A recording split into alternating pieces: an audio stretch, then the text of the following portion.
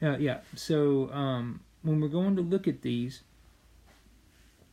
please just pay really close attention to your signs, pay really close attention to the scenario. So in this scenario, we have a platform, and that platform is 80 feet. And then on this platform, we have an object. I'm going to assume it's a rocket, and that rocket is getting launched. Now, the neat thing about this is an object being thrown upward is going to have that parabolic path that we're used to seeing with quadratics. The thing that you have to be really careful about is in this diagram of the situation, this is the horizontal distance from the launch pad, not time. So this is not a graph that models the situation. This is just a diagram. Let's go back and look. What will the object's maximum height be? Well, the maximum height is the vertex. So we're looking at a vertex problem. And then when will it attain that height is meaning what is the time it took to get there. All right, so we're going to make our graph model of this. So we're going to quickly sketch a graph so we can double check our concept. Our y-intercept is 80. And then that rocket is going to go up, and thanks to gravity is going to come back down. This is time. Our y-axis is height. And then what we're looking for is we're looking for the maximum value. All right. We're going to write our quadratic. So h of t equals, and again, because this one is feet and feet, we're going to go back to our h of t that had feet in it, which is the negative 16 t squared, plus our initial velocity, v of sub 0 is 64, so 64t, plus our h sub 0, our initial height, which is 80. All right, so then from here we're going to go back. We're looking for our vertex. We're looking for our vertex, and remember, our vertex is found by looking at h equal, let's not use h today because h is going to get us confused with our height, okay? So let's do this. Our vertex is an ordered pair, and in this case it's going to be t comma h of t. So what we want to do is the formula for finding t, or the x value of our vertex, is the opposite of b over 2a. So what we're going to do now, we're going to go and we're going to identify our a and our b. Our b is 64, our a is negative 16, so we're going to plug those in. So t equals the opposite of 64 divided by 2 times negative 16. The opposite of 64 is negative 64, or opposite of 64 is negative 64. 2 times negative 16 is negative 32. And then the relationship between 64 and 32 is 2, and a negative divided by a negative is a positive. So what this means is it means it took 2 seconds for the rocket to hit its maximum height. So we know that if we go back to our graph and we draw our axis of symmetry, it took t equals 2. 2 seconds is when it hit its max. Now that answered the when part, but it doesn't answer the height part. So since this is t equals 2, we're going to go back up to our function and we're going to substitute in 2 for t. I'm going to use function notation because that's just something that we need to practice. So it's negative 16 times 2 squared plus 64 times 2 plus 80. From here we just do our order of operations. H of 2 is equal to negative 16 times 4 plus 64 times 2 plus 80. Okay, and negative times a positive is a negative, so that's negative 64. And I'm going to leave, and then this is 128, so plus 128 plus 80. That's our h of 2. One thing I want you to think about is, again, as you get better at math, you start realizing that I've got 2 positive 64s right here, and I've got 1 negative 64. So when I combine these like terms right here, the 128 and the minus 64, I could have just looked at this and said I've got 2 positives and 1 negative 64. That's going to leave me with 64. So however you want to add those together, combine those works, and then plus 80. So h of 2 is equal to 144. Now, one of the questions that came up today was, Mr. Phillips, why do we not divide both sides by 2? Here's why. This is function notation. This does not mean 2 times h. This means that h is the function and 2 is the input.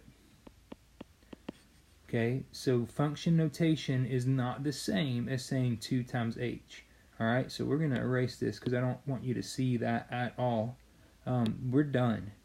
H of 2 equals 144, we're done, but there's a problem. They gave us words, and we just have numbers.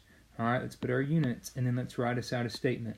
And our statement is, after 2 seconds, the object reached a max height of 144 feet. Okay, so after 2 seconds, the object reached a max height of 144 feet. We go back and make sure we met the conditions of our word problem. What will the object's maximum height be? When will it attain this? We didn't need to round anything, so then this task is finished. One of the things. All right, last word problem of the day.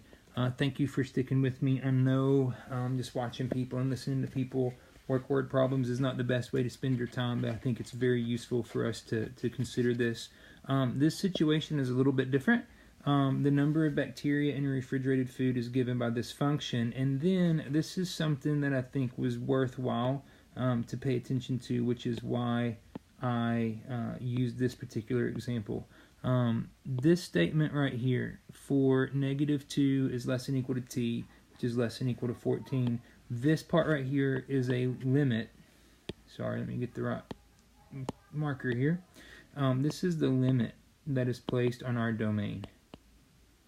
And what this means is, outside of this domain, outside of these temperatures, this function does not exist.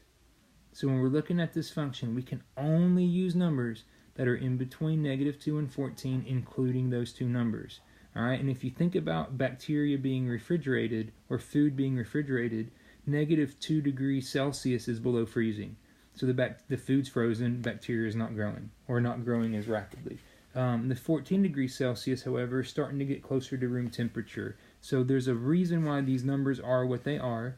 As the food warms up, it allows the bacteria to grow at a different rate. So this model only works in between these two domains.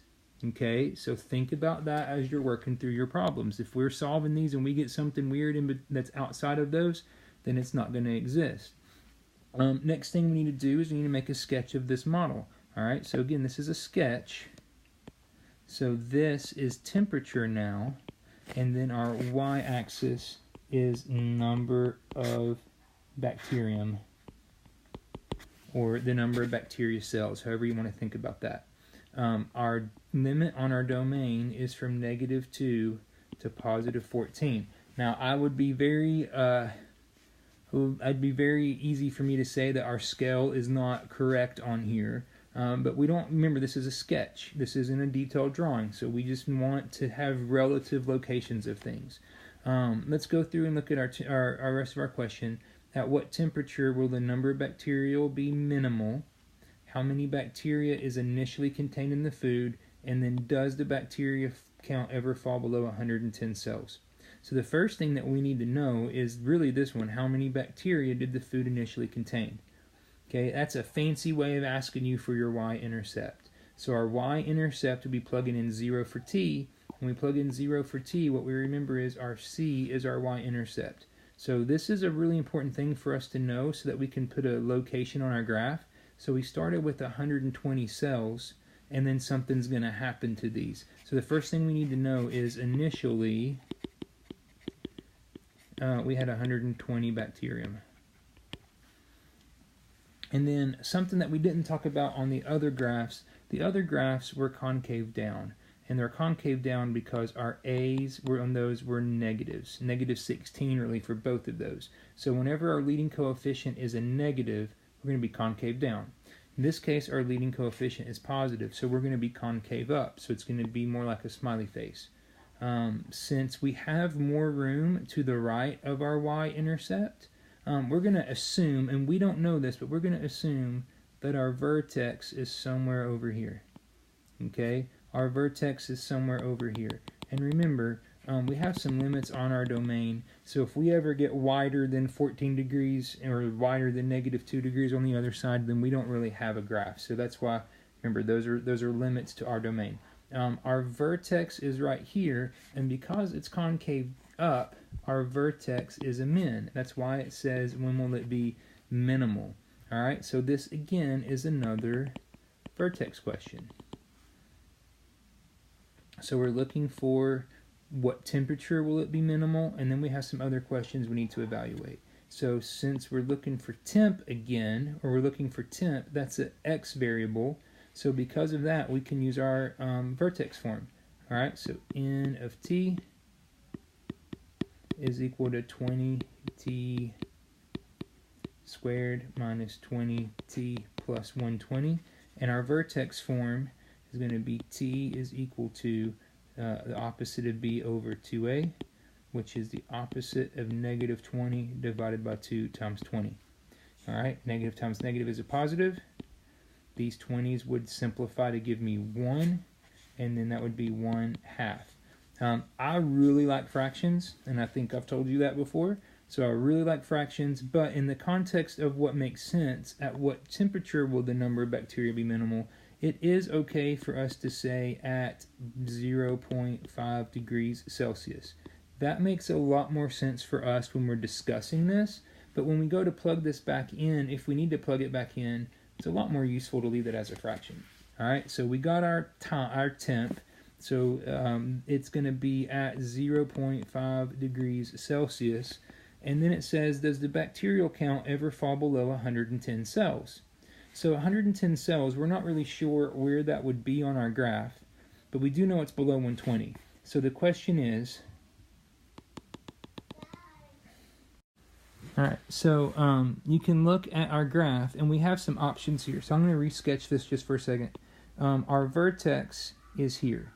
So our options for this could be, we could have a line that goes down here, in which case there would be no solution to that equation.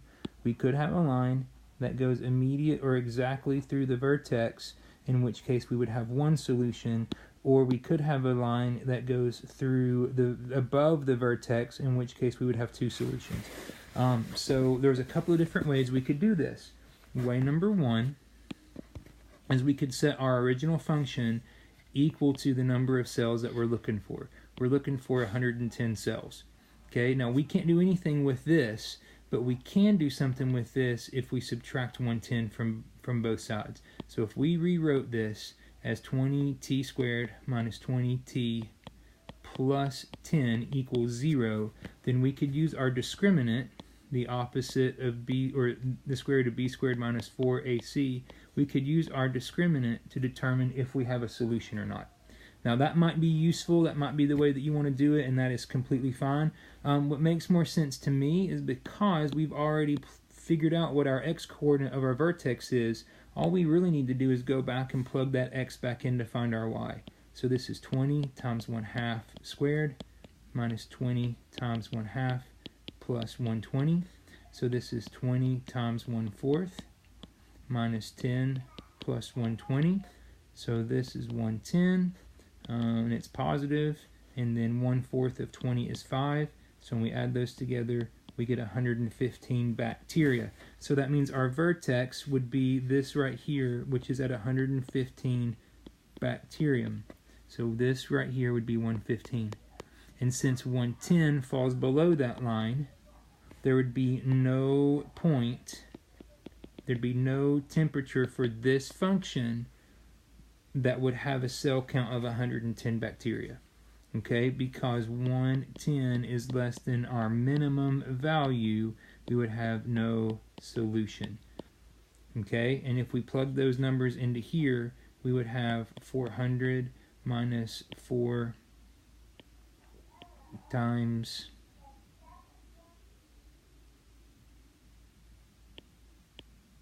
20 times 10, which would give us 400 minus 800, and since that is a